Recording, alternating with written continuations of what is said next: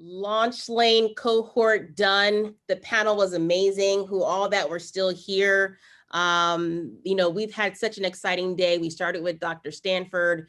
We now, and we had, of course, Joel Burke-Solomon moderate the panel with Launch Lane cohort, who are probably still networking as they are, and they should be getting a lot of great interest in their work. But now, last but not least, we are so excited to welcome Melissa Hanna, who we've been trying to get to Philadelphia for months. For months. So it feels like a journey in itself that we will all talk about shortly.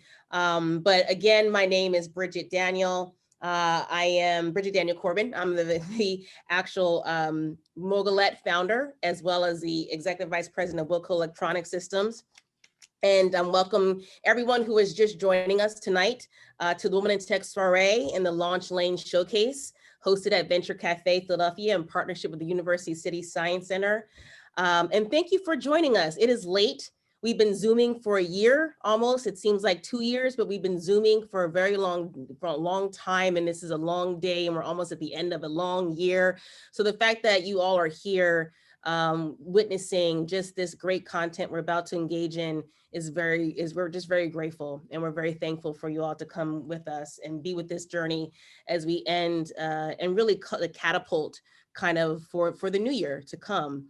And these speakers were selected we're very strategically selected. So I'm really excited for this last panel because there's so much that we put into this even before the COVID pandemic started.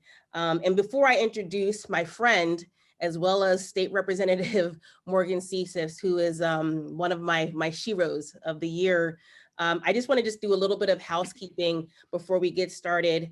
Again, there's some technical options for those who are just joining us for the evening, that if you'd like to have a chat or say a question, please just kind of toggle your mouse at the bottom and see the chat box. For those who are new to Zoom, your microphone and your camera will probably automatically be off. If you'd like to turn it on, absolutely feel free. And please add all your questions to the chat box. I mean, again, we don't really get a chance to really see like the kind of talent and expertise and wisdom that we're about to witness tonight with Melissa and Morgan. So if you have questions, please put them in the chat box. Our production team has been working very hard, and they are absolutely seeing every question that we will totally ask. So Morgan, before I introduce you, I'll let you know if there's questions, I'll just kind of say them at the end, or I may just kind of tag you and just say, here's a question that's related to something that you and Melissa were talking about. Right. And again, the Launch Lane hashtag that we're using for tonight is hashtag Launch Lane Soiree, hashtag Launch Lane Soiree. And I just want to give a shout out to Clark Corbin, my prodigy 3-year-old daughter. I saw that she was looking and watching her video, and I was so proud of her and my husband for putting her in front of a computer and watching this momentous event. So hi, Clarky. Hi, sweet pea. You should be taking a bath now, but I love you. So I'm glad you're watching, Mommy and everyone. This is really kind of cool. Okay, so Morgan Cephas, who I've known for like 10 years, really a long time. But Morgan and I sat down literally about 18 months ago, 17, 18 months ago, way before COVID. So like the summer of 2019. And, I love the idea of one young woman, but particularly young women who are in politics, really making change. And I wanted to sit down, Morgan. So we had a beautiful tea. It was a beautiful day. We sat outside and we were just like talking. And I was just like, so Morgan, what's your legacy? Like, what do you want to do with your tenure in office? Because the role you have is so impactful. We started talking, and then she just started schooling me on maternal mortality and maternal health care. And I was just sitting back. And even though I'm a mother, I didn't even think of all the things that are really disparities within the industry. So then I said, so where does technology fit? And she was like, that's what we need to talk about. And I was like, I know, I got it. There is this woman, and she just got funded by Serena Williams and Mark Cuban. I mean, and we literally looked her up. I was like, Melissa Hanna, it's her. We need to have her come and talk with you about how we can literally bridge the gap in maternal health care and innovation, particularly for Philadelphia, that has large disparities. We were just like, yes. So to see this kind of come into fruition and to have Melissa like right in front of us, it's almost like we're a little starstruck, because to have it like in your head and then see it is one thing. So let me just say a little bit about Morgan. She is the Pennsylvania State Representative of the 192nd District. She was first elected to serve in the Pennsylvania House of Representatives in November 2016. A native West Philly, born and raised, a product of public school, Morgan has worked tirelessly in the public sector, tirelessly, she really has, building her community block by block. And at an early age, Morgan realized that a community that offers safety, job security, access to quality education, multi-generational recreational activities are key components to ensuring a neighborhood success. But her priorities, which I think are going to be her true legacy for what she's doing, particularly around career pipelines, creating jobs, but really providing resources and access to healthcare to improve health outcomes for ensuring women and girls are a priority, is key. She's the only one really pushing it. Not the only one, but she's definitely the leader at her age, at her tenure. Like, she is leading this effort, creating legislation, creating policy. So Morgan, we are so excited to have you. You're a fierce advocate, you're a force, and we love that you're here.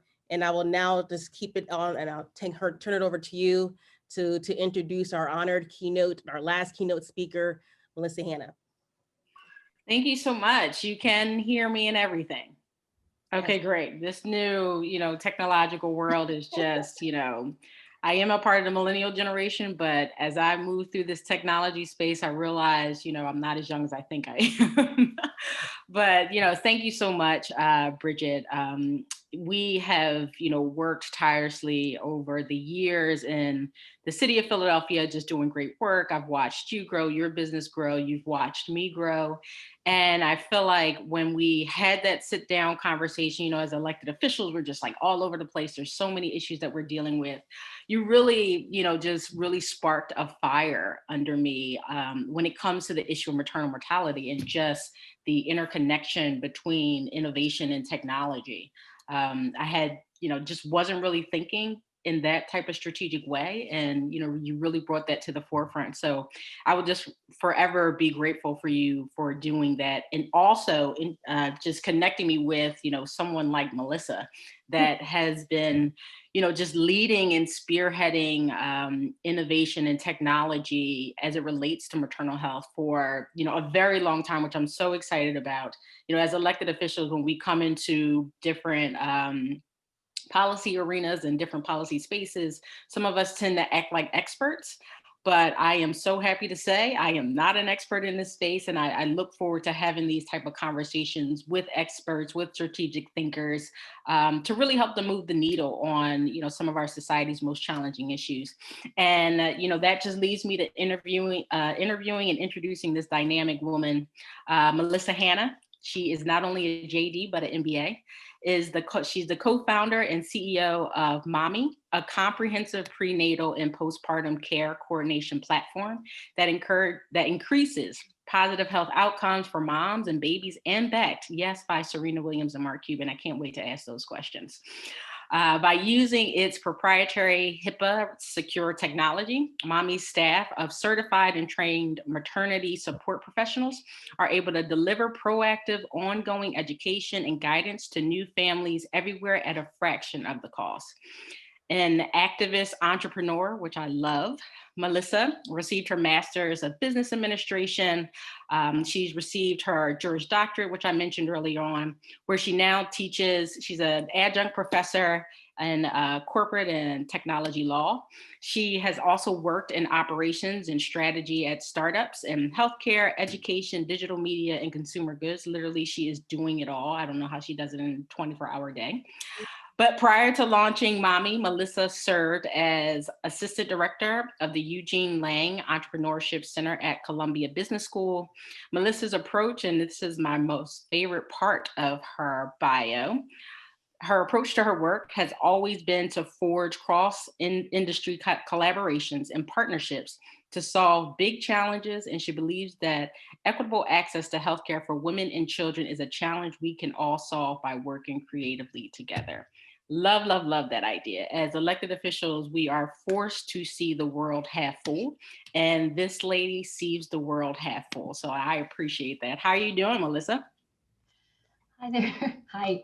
Thank you so much for that introduction, for the kind words. Listen, I hate, literally, I say this all the time. I hate my bio sometimes, and like I'm like always praying, please don't read the long bio, read the short bio. But yours was just so dynamic. I just had to read everything. Thank you.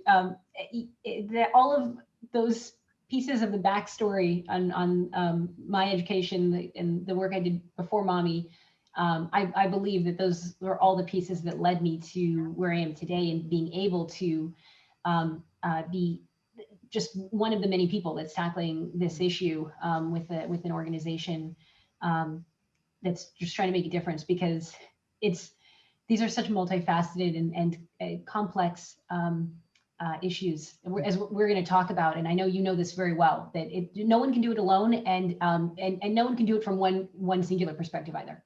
No, absolutely. I mean, just jumping right in, the issue around just maternal health in general has been, a very difficult issue for this country. It's been very difficult as I take a deeper dive into this topic. In the city of Philadelphia, where we are, we have the University of Penn, we have Temple Hospital, Jefferson Hospital, we have, just one of the world-class healthcare systems. And we still have challenges with bringing babies to term, as well as keeping mothers safe. And I haven't yet figured out why that is. Again, I've only been in this space for about 3 years, but just to lay the foundation for our audience, when we're talking about maternal mortality, we're talking about, which is one aspect of maternal health care. I constantly have to tell Republicans that it's just one aspect. But when we're talking about maternal mortality, it's essentially when a woman or a birthing individual loses their life, either during the pregnancy or during delivery or during the postpartum period. And unfortunately, in this country, we literally have close to 700 mothers dying annually. That's literally 2 mothers a day. And a significant percentage of these deaths could have been prevented. So, this is the challenges that we're looking at. And as we see, I'm going to infuse COVID-19 throughout this conversation, because that's just the world we're living in. But similar to the issues around the health disparities in Black and Brown communities, it also folds over into maternal mortality, where we're seeing disproportionate rates when it comes to Black and Brown bodies in this space. And, there's this conversation about Black and Brown women just not being listened to. Just given your level of expertise and the time that you've spent in this space, can you, just talk to us about why is that? Why isn't the healthcare system, why isn't the healthcare world listening to Black and Brown women? Okay. I know.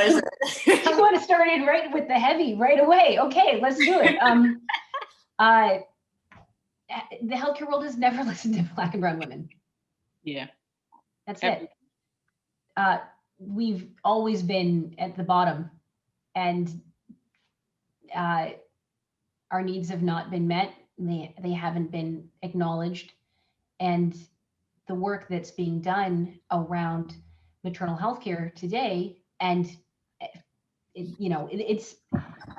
we are seeing the national awareness of this issue now in the past couple of years, but this work has been done for a long time, and yet it's never been centered around the experiences of Black and Brown women, and healthcare generally around Black and Brown bodies. Mm-hmm. And the idea that these are either issues that can be, when I say issues, I mean the disparities, and I mean the outcomes, the actual healthcare outcomes. You look at the numbers to say, okay, well, this is a problem, and that the idea that those problems can be solved strictly through a clinical lens or strictly through a social lens is just not looking truthfully at the situation, which is that underlying so many of these disparities and these negative health outcomes is systemic racism and severe bias. Absolutely. It when I first got into this issue, I was sitting in a panel discussion. It was literally like standing room only, and I didn't realize how significant of an issue it was. And until literally I had a reporter stick a microphone in my face and ask me, what is the reason for maternal mortality? Is it racism? And I had not known that much. I hadn't known that much about it at the time to realize that, racism exists and pretty much dictates the systems that we have here today. And when we're talking about the social determinants of health and all of that goes into the poor outcomes when they go into our healthcare system, it just speaks to, a foundation and an underlying issue that if we don't address, we won't be able to address this issue. But, just to your point, as this becomes, a national issue, even though it's been happening for some time, for some reason, I don't understand why people look at the issue of COVID-19 as, oh, now we have all of these healthcare gaps and healthcare challenges, and experts like yourself are just like, no, this has always existed. I've been shouting at the top of my lungs. But, you have, the Time magazine that happened. You had, your investor, Serena Williams. And once that story came out, then you had Beyonce come out, you had Cardi B. And for some reason, the world started listening. Whereas, you also had the Johnson family, out in California who, for the audience, the wife lost her life during delivery. And you had the husband, testifying in front of Congress, helped draft some of the federal legislation that has been put together. But then also in my district, which is, just one of the reasons why this became near and dear to my heart, I had a young lady that was 34 at the time that lost her life during delivery. And, that's what really resonated with me, that, we have a problem here. So why is it that it takes, there's nothing wrong with our celebrities bringing issues like this to the forefront, but why does it take someone like a Serena in her experience and the fact that she has the best healthcare than all of us combined? Why does it take that type of experience for our country to start listening?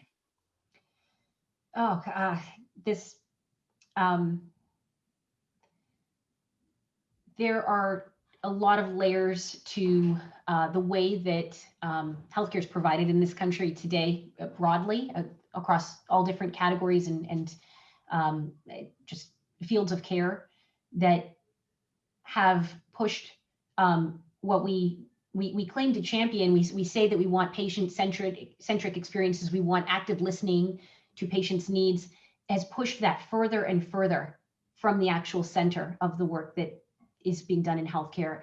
And I think that on an individualized level, you talk to providers, as I do every day, and everyone's trying really hard to contribute their part to making it better. But these are systemic issues.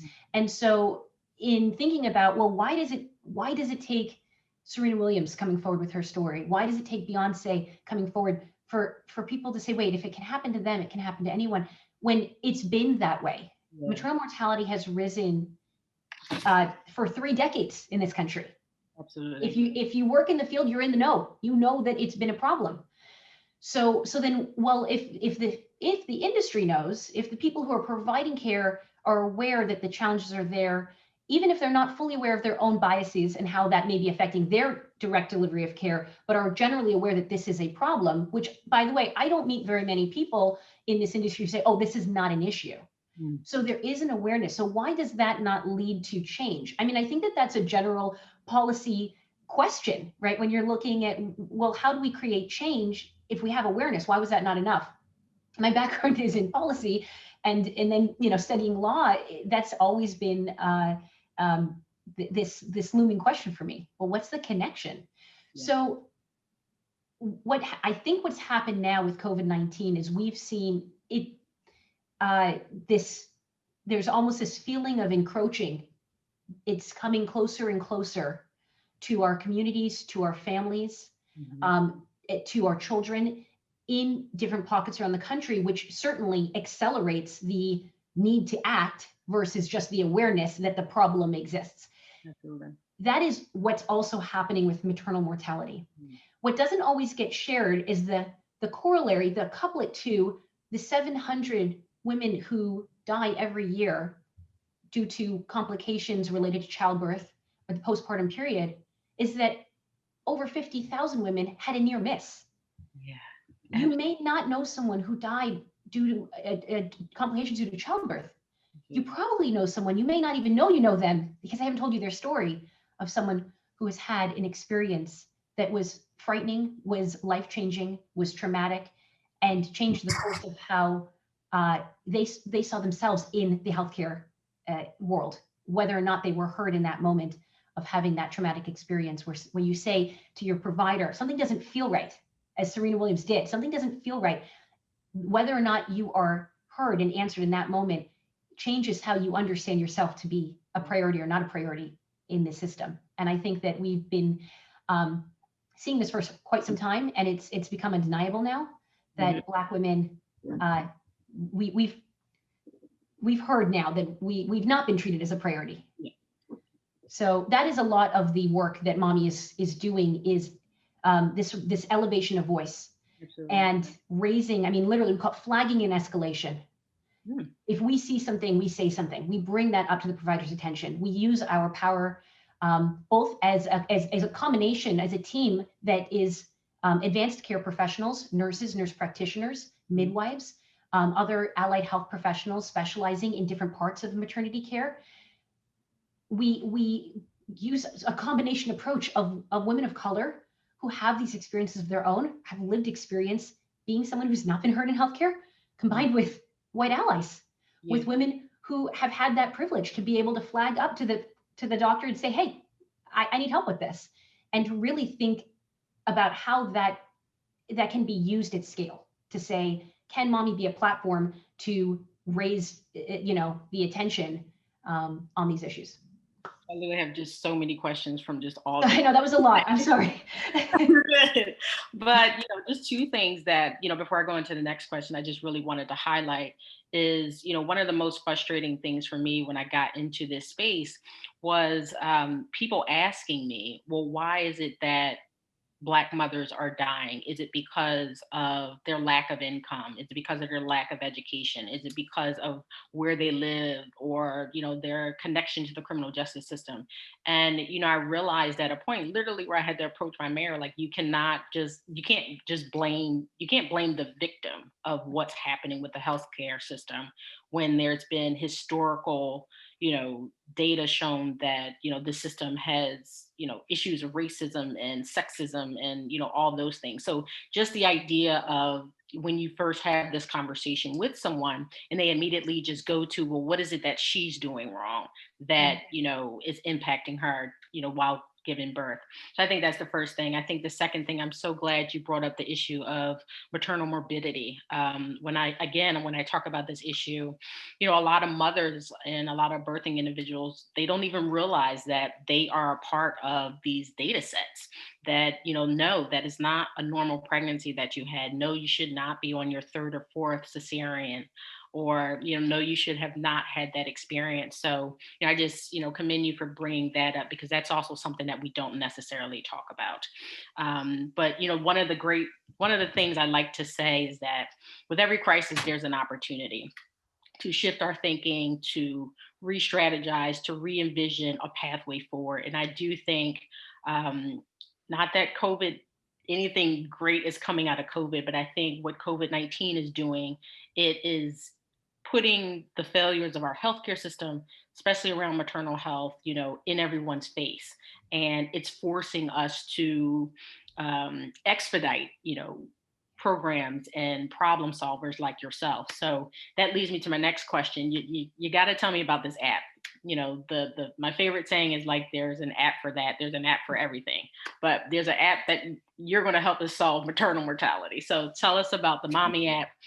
How did you even, just give me the entire breakdown of this. Okay.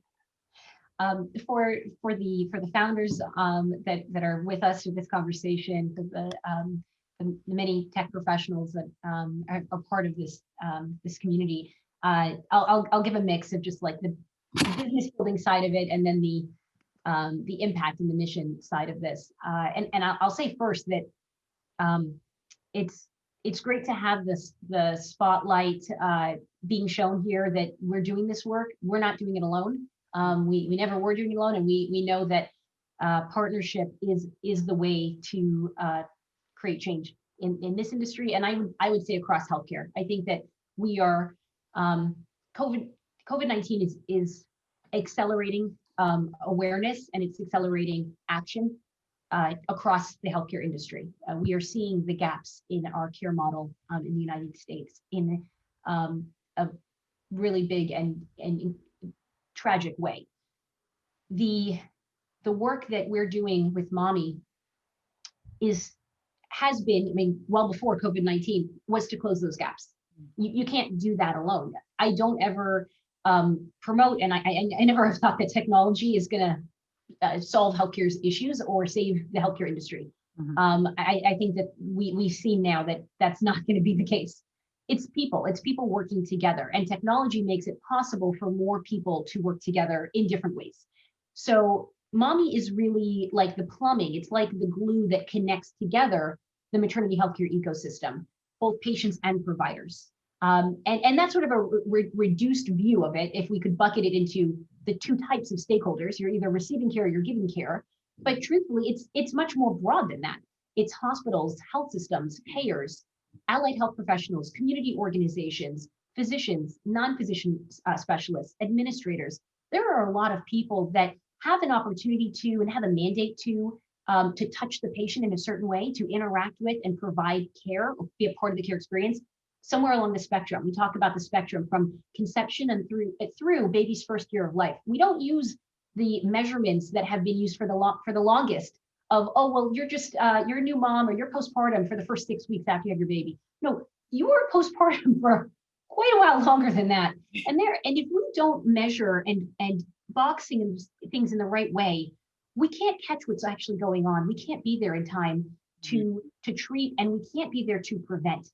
Because if we think that your story as a new parent ends 6 weeks after your baby's born, and you should be good to go after that, then no one is watching to see what happens after that point in time, which is the window when we do see a number of the postpartum related deaths specifically within the Black mother community. It's in that high risk window where blood pressure concerns, where stroke, risk of stroke, where risk of heart attack, cardiomyopathy, these things persist. Why did we ever draw the line in the sand in the wrong spot?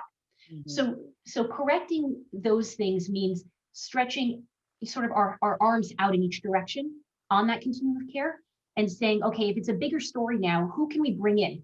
Who can we bring into this ecosystem to be a part of this? And I think that this is really where what we're trying to do ties very closely to the bill and to the work that you've done in the state, which is to bring in the other kinds of providers who can be a part of this story.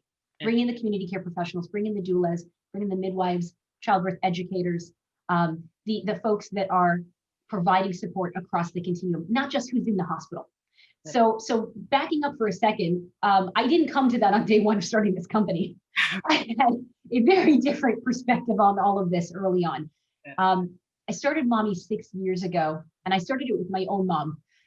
She was a begrudging co-founder. I'll just say that. Okay. So I did not want to be my co-founder. We gotta get the backstory on that. Right. People say all the time, well, how do you work with your mother? That's got to be interesting. I'm like, yes, that is an interesting experience. That's the right word. No. We like any co-founders, like any business partners, you learn how to work together, how to support each other, and you learn about each other in a way that is unique to the kind of relationship that has to be developed between any folks that are going to build a company together.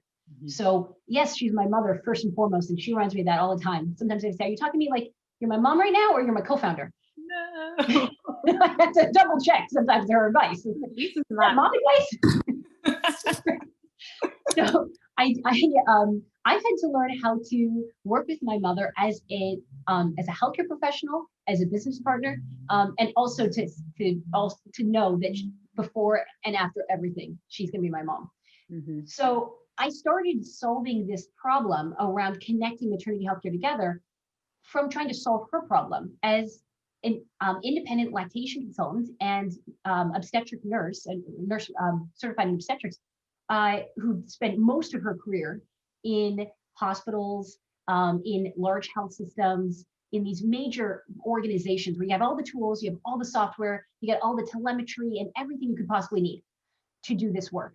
And so from that experience to then leaving that life and saying, I want to go to my own, I'm going to go back into the community, go visit women at home, provide breastfeeding support, provide postpartum care, check on them in the comfort of their safe space where they they are going to feel more comfortable sharing what's really going on. Talk about those things that you don't get a chance to even ask in the 10, 15 minutes you get with your doctor. Right. So building technology for her to do that was the first problem I was solving. I said, well, wait a minute, you're not the only one in the country doing this.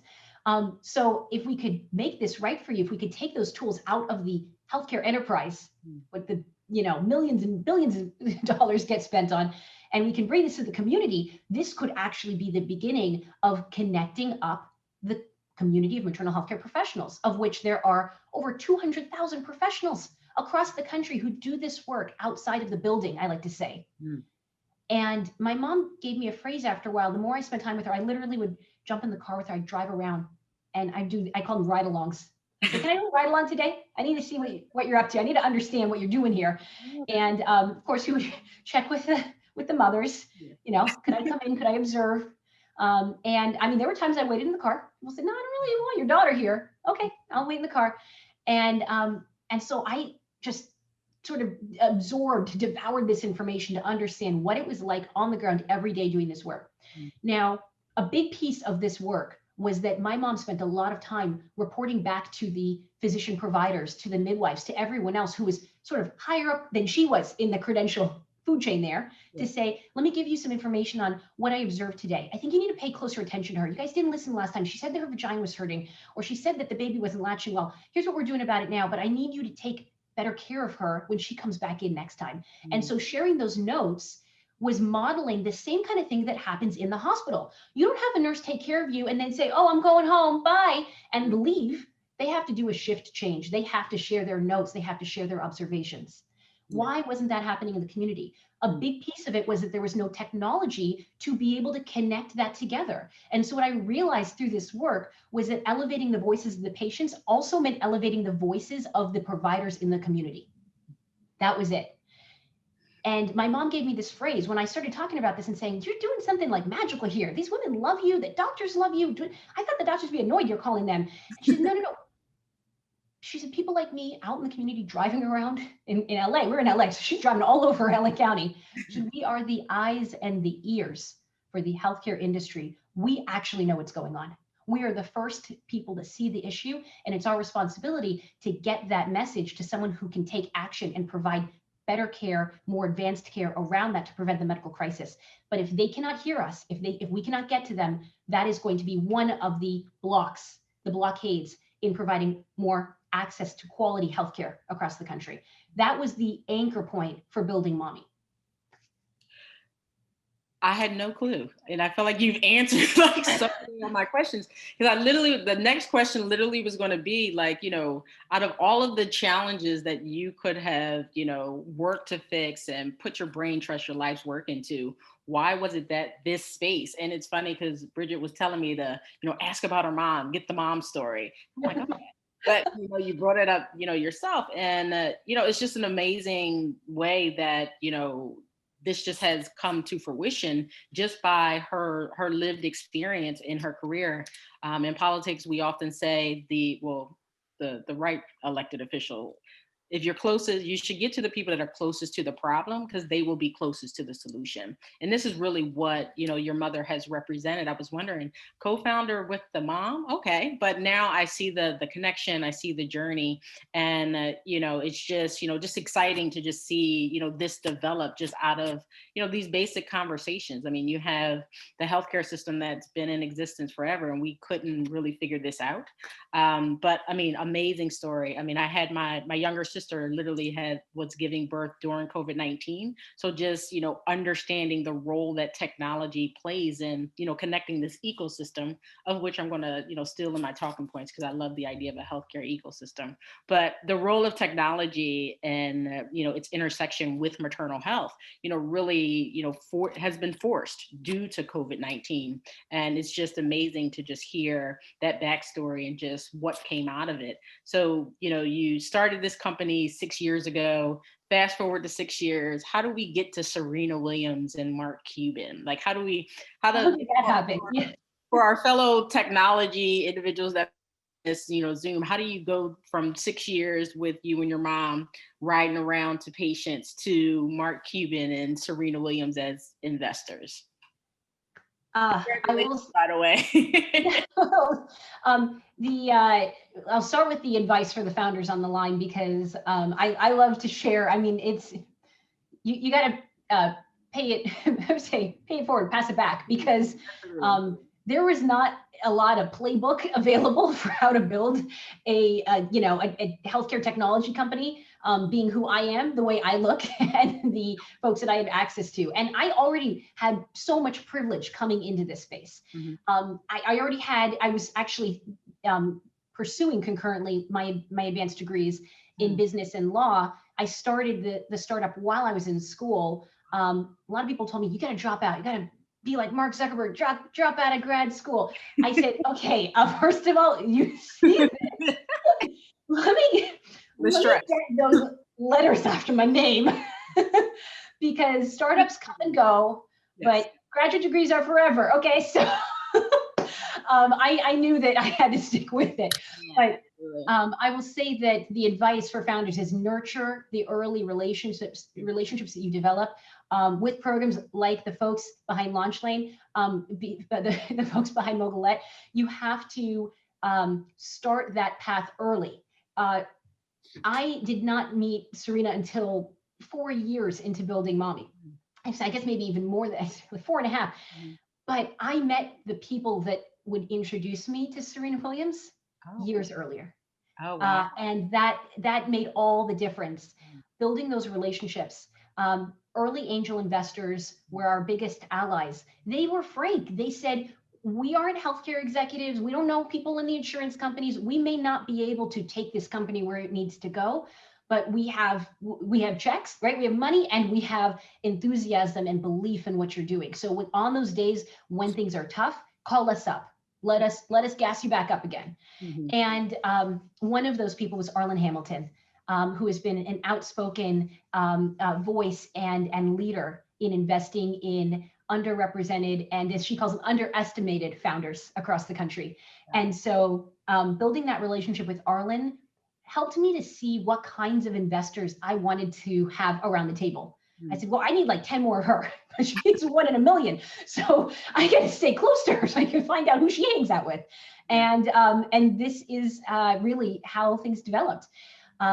When it came time to start fundraising, and when we knew that we were on a track here, we knew we had that early traction. We knew that the things that investors told us early on that they would want, because every investor meeting at the beginning started with, you're too early. You don't have enough to show yet. I'm not putting any more money in this, any bigger checks. Okay. And so, we were getting the $5,000, $10,000. We got a $25,000 check. I was like, oh my God, someone gave us $25,000.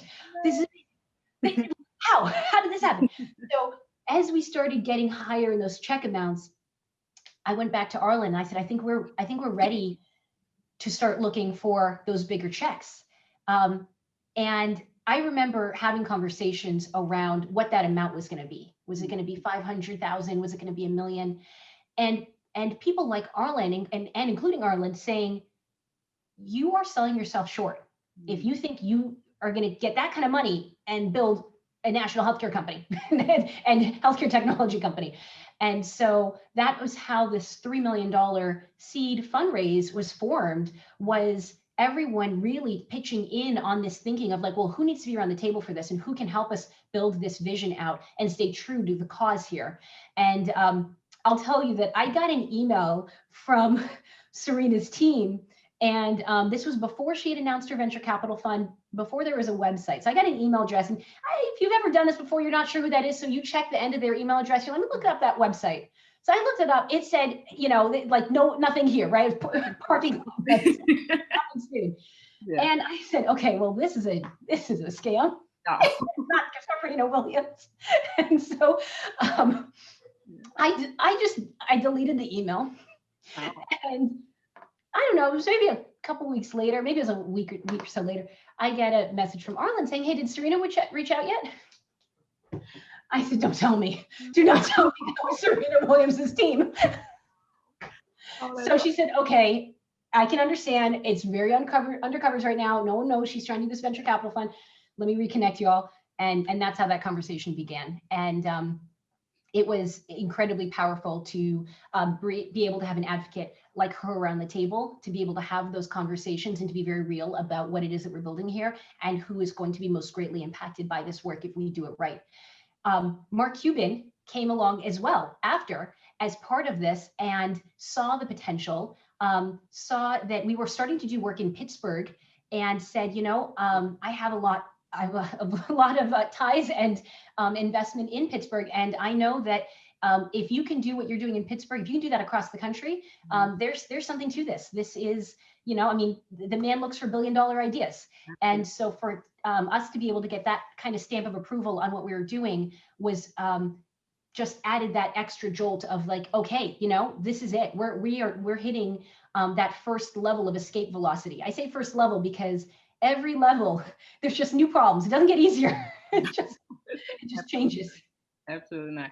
That's an incredible story. I just kind of always wanted to understand what was the connection? How do you even get connected to that type of, you know, that type of power and influence? And, you know, I'm really excited to see, you know, where this app can go. But I know we're running out of time. For some reason, I just had so many questions. I had like 20 questions. That I was like, don't worry about it. It was great. But I do have just one last question. I mean, I just feel like as we, you know, crawl out of COVID-19, as we've seen how innovation and technology has really been something we've had to rely on during COVID-19 in the maternal health space, in the healthcare space, you know, what role do you feel like government can play to help financially support from a policy perspective as well? How can we support the level of innovation, but also encourage this type of innovation? I mean, you literally have, we now have a friend in the White House and VP Kamala Harris around the issue. What are you telling her first 100 days, you know, how do we help, you know, bring ideas like yours to scale, but also, you know, help fund them? Because we all know, you know, grants are great, philanthropy is great, but, you know, how do we create sustainability in your type of work and the work moving forward? Because this is inevitably where we're going to have to move towards. Absolutely. And that is a big part, I would say actually the fastest growing part of Mahmee's business is working with government. Our largest customer today is the Los Angeles County Department of Health Services. And we have some forthcoming announcements in the new year that will take us to new cities. How can we get you in Philly? We got to get you in Philly. I can't wait to come. I mean, it's been a while since I mean, this year, we're not there coming, yet. Morgan, and she's coming through you. I'm coming back to you. We have been, you know, we have so much work that we want to do, and in concert with government that has been really now getting this conversation out into the you know, into the main sphere here. Yeah. To answer your question, I think that there is a lot that we can learn from government and from policy leaders. Let me tell you something that has actually been one of the most difficult challenges to being a healthcare technology leader, trying to do this work. When I talk with private organizations, I'll tell you, private hospital, private health systems, I'm going to pull back the curtain for a second on just how hard my job is sometimes. And there's great days, but there's also rough days. I get a lot of inbound. I get a lot of people reaching out. Hey, we heard about Mahmee. We heard about Serena Williams. We want to be associated. We want to do something with you. I say, great. What do you want to do? I have read an email that I got today saying, and I quote, we want to do something to work on the maternal mortality issue in our region. I'm like, that's it? That's all you got? You want to do something? Okay. When I speak with policy leaders, when I speak with government officials, when I speak with municipal officials, and I ask them, what is it that you want to do? They have a plan. They know, as you know, you've written this out, you wrote the plan. You know what it is that needs to be done. And I think that that is a major difference. And if we can tap into that wisdom, even though we know that, you know, people say, oh, government works slower than the private sector. That may be true, but government also actually has very important knowledge here to share about how to get this work done in a way that is strategic and implementable. I will sometimes go back and forth with private organizations that just want the PR. They just want the, you know, do it for the gram. Yeah. Government can't afford to do it for the gram. Okay, we have to do it for the people. So I am very excited about what is possible in 2021 and beyond, as we have now leadership who can engage in these conversations, can bring tech leaders to the table. And I always tell tech founders, like, this is where it's at. You have to be able to have a mixed room of a mixed group of people in that room with you to do this work.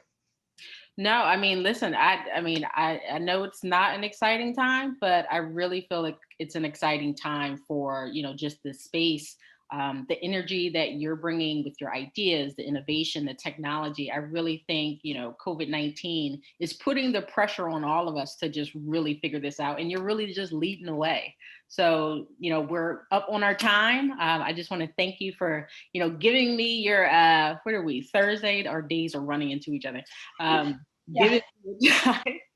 Giving me your time. I had an opportunity to travel out to California. I don't know how you get any work done out there, but yeah, the weather, that's true. But you know what? I'm indoors right now, so it doesn't. Well, thank you so much. If you were here, I would have been able to present to you a citation from our Pennsylvania Commonwealth government, where we, just talk about your work. We talk about you. Really just want to celebrate you just being a leader, being innovative, being an entrepreneur in this space, and also just being fearless. Don't worry, you'll get this in your mail. And again, we celebrate you.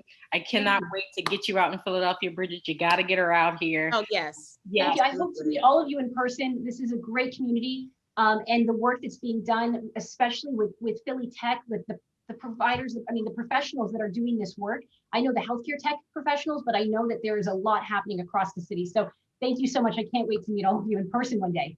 Yes. So with that, I will turn it over to Brigitte. Well, you can't really end on any better note than with Melissa and Morgan. Melissa, first, you have a red carpet. Like we've I think extended like 3 red carpets to this evening, but you are absolutely one of the primary red carpets. One, Philadelphia is one of the largest healthcare centers in the country. We literally have a slew, literally kind of in the neighborhood of the Science Center, like from Penn, Drexel, the Science Center, CHOP, like Jefferson, like, Mainline Health. Like we are a hub. So the fact that, you are not yet here, we're going to fix that. And that's going to come through Morgan Cephas and our partnerships that you have with the people that are, working on this program. So know that you'll be here for real. But just your story, your eloquence, your, just your origin and your focus. I think the quote of the night was, can't do it for the gram, folks, got to do it for the people. And that's a real thing because people do it for the gram. You can't do it for the gram. It's for the people. And if we never saw any time like that, ever before that rang true, it's ringing true right now. So thank you. And to Morgan Cephas, thank you, my love. Thank you, sister. Like, the fact that you two are now connected. The reports, the legislative policy, the fact that a big provider, a big customer for Melissa is government, then there it is. Because what I find kind of, disappointing, which is why I'm so happy you're here, is that politicians, particularly young Black politicians, don't get to really mix and mingle with the innovation tech community. We need to change that. So you and Sherelle and Kenyatta and all of you need to start getting in this whole mix of content and mix of industry, because this is where it's at. So lead the charge, have Melissa come back, whatever you need from the Science Center and the partners that for this event, you have us, we're supporting you both. And thank you both for coming tonight. Absolutely. Thank you so much. And again, folks, that's it. That's the Launch Lane Showcase Soiree 2020. We did it. It is over. It is confito. I'm actually sad. It was such a beautiful night. I see so many friends. Hi, Aurora Archer. So glad you came, love. So good to see you. There were so many good people. I see Dr. Padullo. He's on this line. Thank you so much, Lewis, for seeing you tonight. There's so many great people. We've had so many great partners. Again, the Science Center, Comcast Lift Labs, Independence Blue Cross, CSL Bearing, JP Morgan, Guru, Economy League, Einstein Health Center, Cozen O'Connor, Instamed. Thank you all so much for being a part of this true, beautiful evening, because it was a village act. To the team, Aaron and Eamon and Tom and Megan and Kristen and Liz, and Tracy, I mean, and Natalie and Catherine and Gary and Emily and Nestor, like, we did it. We really, really pulled it off. We're so excited that you all came. Again, there is an event that's going to happen right after this. If you love to stay, it's After Dark concert. So you can, I believe there's going to be a chat link. So we'll just have some little music play after we officially close. But if you'd like to go see the After Dark concert with Soiree Nicole, because she's going to be wonderful, please come and stay. And again, if you are interested in Launch Lane, if you're interested in joining this wonderful cohort family that will have a cohort 2, December 21st is the next round for applications. So please come apply, come to Philadelphia. You will definitely get the support to scale up and grow out. That's what we do. We're architects of accelerator growth. So we're excited to have you all. I don't even want to say goodbye. I just really don't. But again, to Ayla, to Jewel, and to everyone who really came out and supported just what we do for this year. It's been a labor of love, but we're really, really excited to go into 2021, looking forward together. So thank you all, Philadelphia. Thank you all, the speakers. And again, have a very safe and happy holiday season and a happy and safe new year. Be safe and be well. Thank you all.